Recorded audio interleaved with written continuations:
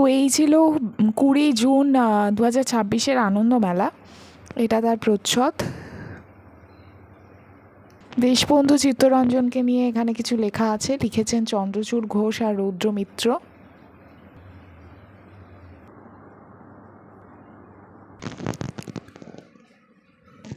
প্রথম গল্প ডাকটিকিট রহস্য, যেটা লিখেছেন সুদীপ দত্ত।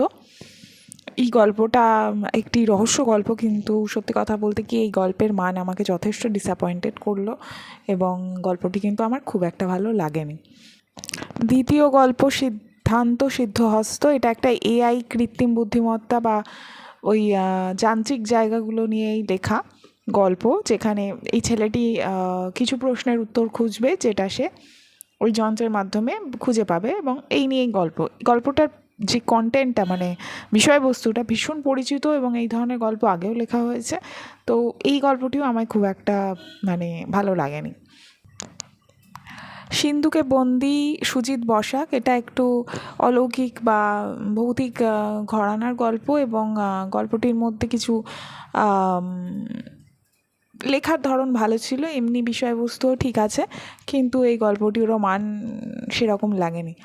তো এই ছিল 3টি গল্প, যেটার তাও এই দুটো গল্পর থেকেই সিন্ধুকে বন্দি গল্পটা একটু বেটার লেগেছে।